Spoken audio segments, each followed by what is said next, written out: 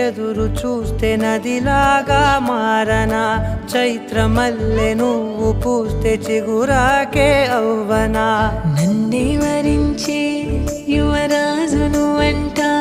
నీ యువరాజు